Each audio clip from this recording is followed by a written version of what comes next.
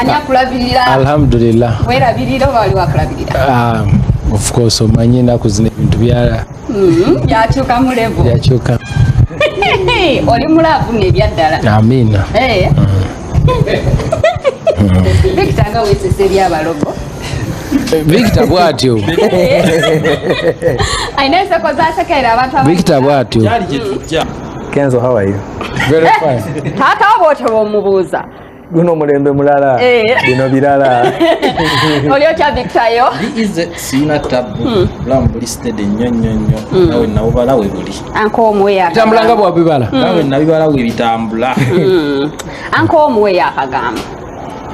Nakamugambidde nti gyali gyenzija. Oli otya eyewitness? Ize kyakabi okubeerako ne biiti awadwira kuli yajja naye tetwafuna budde musoyasoya kakati era ayingiddewo nze nange ndyoke nga wondaba kati gonaaba kikubanga oli anko oli taata we mba cousin cousin wa cousin cousin wa cousin muwe akagambo kamu jamuwanga tumaliriza because right now oyokya njocherera nabinye Alpha time. Yo. Eddy huyu. Eddy, sawa eno wetwogerera bwe twasembayo okubeera naawe enkofiira ezimu wali tozambala bezange ya senior presidential advisor on creatives twali tulinako emu eya Uganda National Musician Federation president kati sawa eno enkofiira endala zeeyongeddeko okuli eyawaka obufumbo oli musajja kati mufumbo oli presidential advisor oli mukulembeze w'abayimbi ate nga waliwo Kenzo ono eyaliwo before abantu gwe bayagala ennyo ng'ali free nnyo nga talina ebyo byonna abawagizi bo oba abawagizi ba Eddy Kenzo n'abawagizi ba Ugandan Music tebalinamu kofiya at some point nti kati ogenda balekerera office zizi kutwale nelumi wetwali wano wetwalina okubeera naawe meeting zezaali zifuuse meeting are you so busy now for music anymore? Honestly, I'm very busy. But tekinzijjaako okusigala nga nkola omulimu gwange ogw'okuyimba kubanga nze ndi muyimbi ate kyensinga okumanya. Change is part of life. Kiba kirungi nnyo omuntu n'abeera ng'akyuka. Omuntu atakyuka yeeraliikiriza. Sikiwa nti omuntu yandiraliikiridde lwaki Eddy alimu kubanga ava ku step emu bw'agenda ku ndala. Ekyo kye kisinga okubeera ekikulu. Omuntu atava mu kifo yeewuunyisa. Just tulina kuyiiya buyiiya, how do we manage me, myself, my fans, and how do we handle the next chapter? When you let it Eddy, nti twalabyeko, I'll mention a name, Big Size Bebe Cool. Nina interview gye namulabyemu ng'alaga nti ennaku zino ye kati okuyimba kwa Lakizale. Era yayogedde ne ssente n'agamba wansi w'obukadde 10 tokyasobola kati kumujja mu kifo. Kati ate tulaba atutte direction eyo nti ayina n'ebirala ebimufudde busy ennyo. Direction yemu ne Kenzo gyatutte. Kenzo naye tagenda kufuuka busy okuyimba naye kati kufuuke kwa Lakizale yefiye gye tulina. Assurance tugirina ku ggwe. Buli omu alina engeri gy'ahandolingamu ebintu bye. Ate nze kati lwakuba nti mbadde nkyalina okusooka nkwasaganye offices zino nsetolinge in your journey yo spanninganga myaka 15 egenda mu 2 olina abantu bokoze nabo abamu okyali nabo abamu bavuddeko ku mugendo wali obaddeko awo ne weebuuza like okay ne wejjusaamu nti abantu be wali okozeeko nabo mwawo kanyenga temukyetunulamuko like as in temukyanyumya you can't even share a cup of tea together wali otuseeko awo n'obeera awo nga wejjusaamu n'ogamba kale oyo cowboy yali kyali wange oyo yali kyali wange case in point Bobi Wine tulina abantu nga Aziz Azion tegeera bazze mubadde kubanga bonna otunulira jane yeeyo mubaddeko mwenna mwabakyaliibo ebiseera ebisinga embeera ebaamu bulamu si mawulire okuba nti nno tumuvinga from one step to another n'ebiseera ebisinga buli woova n'ogenda ewalala watera okubaawo ebyawo nti omuntu bw'aba yali abeera muyenga n'asenguka n'adda emunyonyo amitingawo ate embeera endala mulimu abantu bayinza okusobola kutaddamu kulaba ku abaali babeera emuyenga kubanga emunyonyo tebadiiringirayo nabino ebintu by'olugendo bw'obulamu bwe biri. Abantu abamu baagala batulaba ewantu ewamu nga bwe tutekinga step okuvaawo tugendeko ewalala sijja gamba kulumwa bayinza okulowooza nti si kyekituufu okukolebwa naye ng'ate kyandibadde kirungi omuntu n'agenda n'anoonya kulina pasture mbanga oba wali olabyeko abalonzi back in day they used to shift from one place to another but nowadays bakola paddocks eziriirako eno ebbanga eri bwe gukula ezivaawo ne zigenda eri ate kati mu bulamu osobola buli muntu alina ideas ze. Abantu abamu baali batulaba ku eyo level kwe twali nga kwe tukolera emirimu nga bo balowooza kwe tulina okuba bala nga otekinze the other step ng'ayinza okwebuuza why don't you do this ate nga kugamba for now I want to do this awo ne wabaawo okuubagana. Yensonga lwemu olaba abantu abamu nga tetudiiringa nabo naye nga tulina abapya ate abasobola otutuusa we tuli abo nabo bamatalinga nnyo. Omu ku bayimbi b'osanga agamba nti tukwatagane like opushinga nnyo obumu as in that unity tugeze waliwo ekyetaagisa wali otuddeko awo n'ogamba nti asobola okuddamu uniting abantu oba ne bakuba akasimu Aziz Azion akubye akasimu n'agamba nti Eddy samusuuza njagala bino ebyaliwo like nembeera eriwo tubitereeze.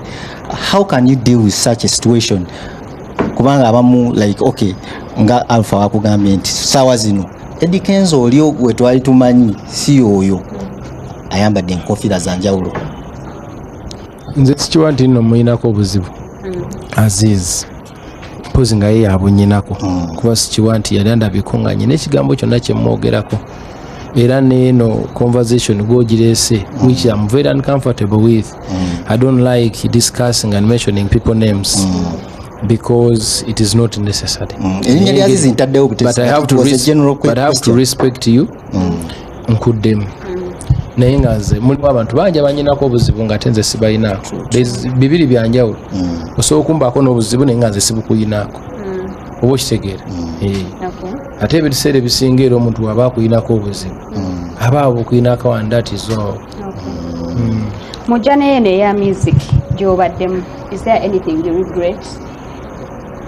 Like what? Kyonna nga kyekivuwa kikola mpozi nga mba sisiima busiimi kubanga mistakes is a part of life. No man is an island. We all make mistakes. But me, I'm not a loser. I just learn. Kati, I cannot regret. That was by then, dying by that time. We just count where we are. And we give thanks to God. Oyina ekintu kiwatunuulira n'ogamba nti kino wendi kituukako ebyange bijja bba biwedde. Nze nno nali njagala kweraba ku baana na ku posta. Okite. Ekirooto kyange kyali kyakweraba ku baana ng'erinnya lyange baliri everywhere nti Kenzo agenda kubeera wali. Nga sigwa headline oba ki nga jasoli ku baana sinze headline ne kastambaako ng'erinnya lyange ne baba liwandiise mu katono wansi. Bayimbi abamu abatannaba ndowooza abatannategeera federation ki kyeyina kukola oba ki kyekola na ki kyetayina kukola. I'll give you an example. Gloria Bugi yafuna emitawaana egyamutuukako yazemu n'agifuna wali oke yatuwadde akalala nyashinga eringa eyiye bwe yafuna emitawaana egyo bwe twamubuuzaako wano n'atugamba nti kati nafunye n'ebizibu ebityo federation gye mugamba nti lwaki sigiriimu tebannaba wadde okunkubira ku ssimu. Abantu abalala mukwano gwaffe topic kasente bwe yali ku kivulu n'avaayo n'agwa bwe yagwa mu comment section bwe nagendamu kati oyo federation erina omutwala mu ddwaliro. So abantu balinga batannabategeera bulungi federation biki byekola na biki byetalina kukola. Omulimu omutuufu eri abayimbi bano okwongera okutegeera nga tukozesa platform eno Kenzo. Abayimbi bagenda kufuna ebintu oli n'ennyumba ye egenda kwokebwa omuliro oba agenda kukola biki naye ajja agambe nti federation erina muyamba. Yes, federation erina omusondera. Omulimu omukulu ddala ogwa federation guliwa kati federation omulimo gwayo first and foremost sub federation tediringa na individuals no federation ediringa na associations okay. But let us go to the right of association. We associate according to the people between our interests. Oba betufaanaganya ebirowoozo oba betufaanaganya endowooza mu ngeri ey'enjawulo mu mitendera egy'enjawulo naye kati kangende ku muyimbi ekitugatta kuyimba n'ebizibu n'ebirungi ebiri ku muyimbi kati olw'ebizibu byaffe ffe byetumanyi ebiyinza okuba ebyewabweru n'ebyekusifu we associate tusobole okulaba nga tweyamba in an association okitegeera ng'eggwanga ne tusalawo tuggule abantu amaaso tubagambe you can associate nga ogenda no associatingira yonna gy'oyagadde naye katukozese model eya regions basing on gwe omuzadde eyitaze essomero erigenda okubangulira omwana wo nga muyiiya mukozi ate ayite ne first grade katukwanjulire Shehan Standard Day and Boarding Primary School abagenda okuteeka ebyensoma by'omwana wo ku mutendera ogusingira ddala empisa eddiini ebyemizannyo n'obuyiiya bwonna tubikulembereza ddala ng'ate ebyokulya n'ebyensula bya mulembe ddala tulira n'entambula eri abayizi abaviira ewala gwe ate omuzadde eyandiyagadde omwana wo okuyita ne first grade totunula obulala wonna okwewandiisa kugendera ddala maaso okuva ku nassale paka ku kibiina ekyomusanvu day ne boarding ng'ate n'ebisale birungi ate bisobokera ddala jjukira nti requirements zonna omwana wo azisanga ku ssomero tusangibwa Lubaga mu Bulwa zone okuliraana 24/7 motel gwe ayagala okumanya ebisingawo tukubire ku nooti 773 73 ne noti 757 noti 6 26 96 Shehan Standard Primary School. We invest in education.